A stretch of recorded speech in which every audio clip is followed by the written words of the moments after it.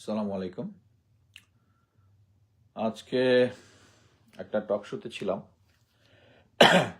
যেখানে বাংলাদেশের পরিস্থিতি সহ ইয়া ইরান আমেরিকা এবং ইসরায়েল যুদ্ধের পরিস্থিতি নিয়ে আলাপ হয়েছে। আমি ভাবলাম যে আমাকে অ্যাকচুয়ালি অনেকে ইনবক্স করেছেন যেন এই যুদ্ধের নিয়ে আমি আমার ভাবনাটা বলি।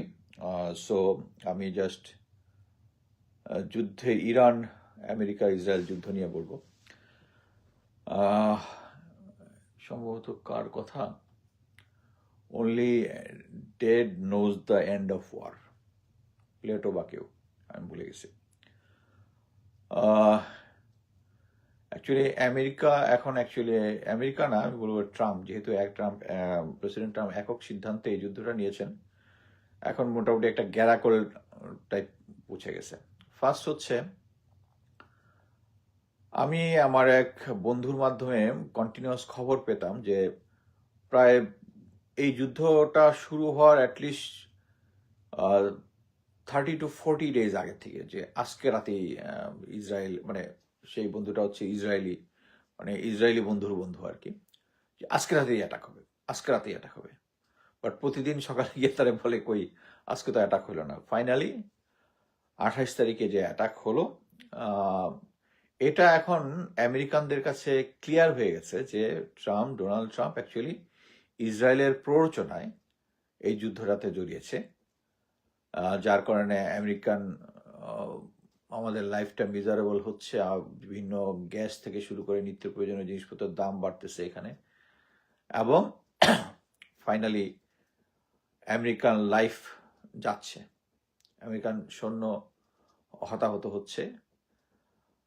এখানে মূল জিনিসটা কালকেই সম্ভবত নেতানিয়াহু বলেছে যে গত 40 বছর ধরে আমেরিকার যত প্রেসিডেন্ট আছে সবাইকে দিয়ে চেষ্টা করাচ্ছে তাদের যুদ্ধে আমেরিকায় ইরান আক্রমণের জন্য প্রভাবিত করতেছে, হয় নাই। শেষ পর্যন্ত ট্রাম্পের মাধ্যমে রাজি হয়েছে, because Trump is a stupid. মোট কথা হচ্ছে তাদেরকে বুঝিয়েছে।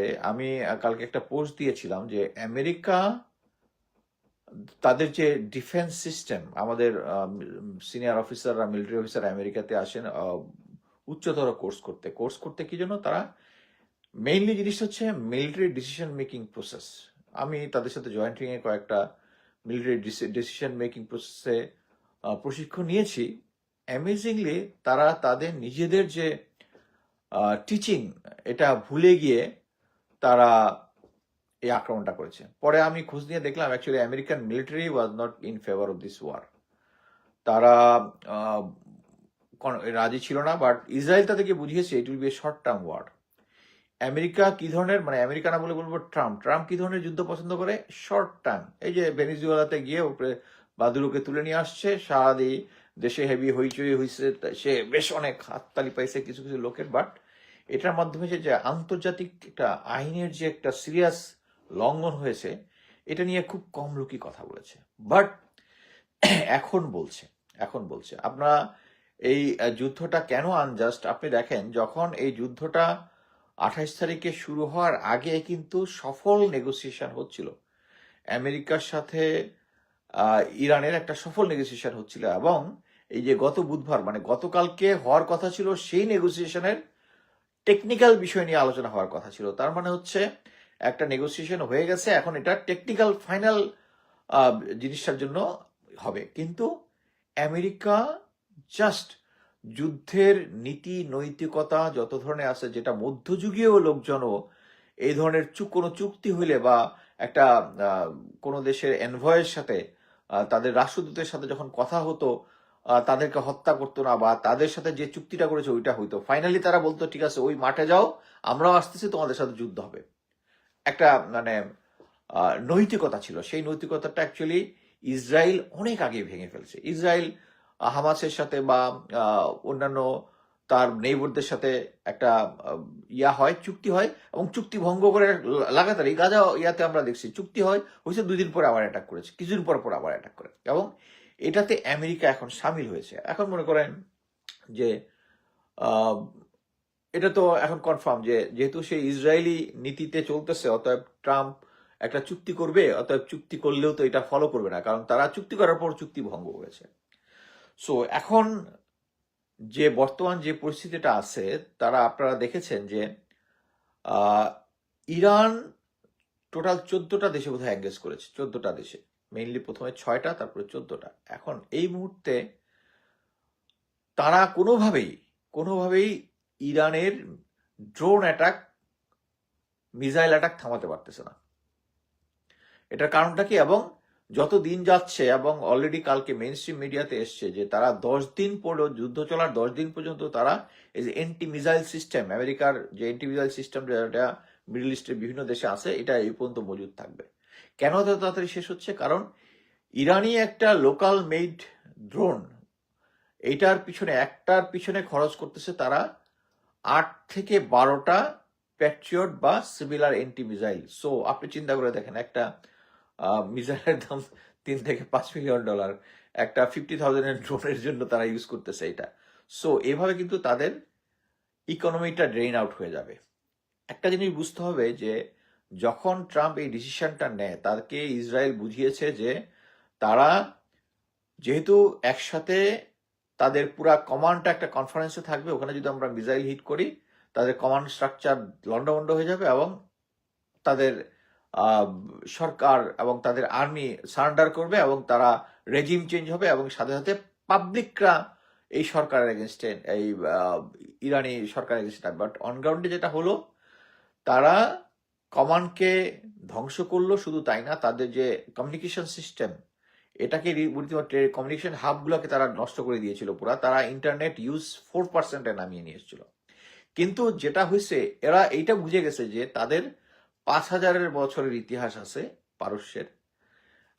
তারা 2,700 বছর আগ পর্যন্ত তাদের রিটেন হিস্ট্রি আছে। এখানে তাদের এগেনস্টে যারাই, আলেকজান্ডারও জিতেছিল, কিন্তু সেই জয় কিন্তু বেশি দিন রাখতে পারেনি। সো তারা এমন একটা জাতি, তাদেরকে এবং আহ, তাদের যে হেরিটেজ, তাদের যে প্রাইডনেস, এটা তো তারা আটকাতে পারবে না। এটা হিসাব করেনি তারা। তারা আগের থেকে তারা বুঝতে হবে যে এই দেশটা ইরান যুদ্ধে 10 বছর চালাইছে, চালানোর পরেও তাদেরকে মানে এই ওয়েস্ট চাপাই দিয়েছিল, আমেরিকাই তাদেরকে চাপিয়ে দিয়েছিল, তাদেরকে থামিয়ে রাখতে পারে নাই। তাদের যে ইন্ডাস্ট্রি আছে, তাদেরকে ইকোনমিক স্যাংশন দিয়ে এত বছর ধরে রেখেও তাদেরকে মিলিটারি ইন্ডাস্ট্রি কিন্তু আটকাতে পারে নাই। তারা ইচ্ছা করলেই অনেক ক্যাজুয়ালিটি নিতে পারবে। এই যে দেখেন, একটা একটা মিডল স্কুলে বা স্কুলে একটা অ্যাটাক হয়েছে আমেরিকা বা ইসরায়েলে, যেখানে প্রায় 165 ম্যাক্সিমামই বাচ্চা, বাকিরা ছিল তাদের টিচার, মারা গেছে। এটা নিয়ে ওয়েস্ট কোনো কথা বলতেছে না। এটাই হচ্ছে দুঃখজনক। একটা জিনিস বুঝতে হবে। বাট গুড নিউজ ইজ, এখন সবাই কথা বলা শুরু করেছে। আমি আমেরিকার যে সমস্ত মিডিয়া দেখতেছি, এখন তারা অ্যাকচুয়ালি কথা বলতেছে। সো এই মুহূর্তে আমেরিকা যেটা করেছে, তারা মনে করেছিল শর্ট টাইম একটা যুদ্ধটা র্যাপ আপ করে দিবে, ওরা সারেন্ডার করবে। কিন্তু আলটিমেটলি দেখা গেছে এই অ্যাটাকের ফলে তারা অ্যাকচুয়ালি ইরানকে আরো সংঘবদ্ধ করেছে। ইরাকের যে সমস্ত ফ্যাকশন যারা ছিল এই সরকারের এগেনস্টে, তারা অলরেডি ঐক্যমত হয়েছে, রাস্তায় নেমে আসছে, এবং সরকারকে প্রতিশোধের জন্য কথা বলতেছে, এবং তাদের জনগণের পূর্ণ সাপোর্ট পেয়েছে। মানে হচ্ছে ইসরায়েল যেটা বুঝিয়েছিল সেটা ভুল। সো এখন যেটা হচ্ছে, ইরান যেটা করছে সাকসেসফুলি, এই যুদ্ধটাকে পুরো মিডল ইস্ট এলাকায় ছাড়িয়ে দিচ্ছে, এবং স্টেট অফ হরমুজ প্রণালীটা আটকে দিয়েছে, ব্লকেট দিয়ে দিয়েছে। এবং এটার ফলে যেটা হবে, আপনি যেটাই বলেন, তেল এখান থেকে 20% যায় পুরো ওয়ার্ল্ডে, কিন্তু এই তেলের সাথে জড়িত সবকিছু। আপনি যে মুদির দোকানে গিয়ে ওখানে যে চা খাবেন, ওই চায়ের এফেক্ট করবে এই যুদ্ধে। যদি আমরা এর আগে ওই হাসি ঠাট্টা করেছিলাম যে শেখ হাসিনা বলেছিল ইউক্রেন যুদ্ধের জন্য মোটামুটি সবকিছুর দাম বাড়ে, বাট অনগ্রাউন্ডে যেটা হয়, অ্যাকচুয়ালি এই তেলের দামের জন্য বাকি সবগুলোর মধ্যে এফেক্ট করে, বাংলাদেশেও এফেক্ট করবে। এবং বাংলাদেশকে যদি এখন এই যুদ্ধর টাইমে যদি এটা দীর্ঘমেয়াদী যুদ্ধ হয়, তাহলে কিন্তু আমাদেরকে খরচ কমাইতে হবে বাংলাদেশের। এটা বাংলাদেশ সরকারের মাথায়, তারা নতুন সরকার, তারা ইয়ে করবে। আমি যেটা বলতে চাচ্ছি সেটা হচ্ছে, আমেরিকার জন্য অ্যাকচুয়ালি এটা অত্যন্ত ঝুঁকিপূর্ণ হয়েছে। এবং আপনি জানেন কিনা, আজকে অ্যাকচুয়ালি কংগ্রেসে একটা বিল নিয়ে ডিবেট হচ্ছে, যে ইয়ার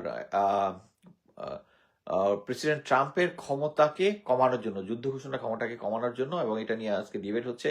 এবং এর আগেও কিন্তু যখন মাদুরোকে ভেনেজুয়েলা থেকে তুলে নিয়ে আসে, তখন কিন্তু এরপরেও কিন্তু তার ক্ষমতা নেওয়ার জন্য একটা ডিবেট হয়েছে। এবং এর মধ্যে একটা ইম্পর্টেন্ট হচ্ছে আমাদের মিড টার্ম ইলেকশন আসতেছে। ওই মিড টার্ম ইলেকশনে যদি ডেমোক্র্যাটরা হয়ে যায়, এখানে ইম্পর্টেন্ট জিনিস হচ্ছে যে আমেরিকার একটা, আমি জরিপগুলো দেখেছি মেইন স্ট্রিম মিডিয়াতেই, এখানে 27 থেকে 31% হচ্ছে যুদ্ধের পক্ষে, 69% হচ্ছে পুরা 100% যুদ্ধের, 69% যুদ্ধের বিপক্ষে, আরেকটা হচ্ছে বাকি যারা আছে তারা এই ব্যাপারে কোনো মতামত দেয় নাই। সো এখানে বুঝতে হবে যে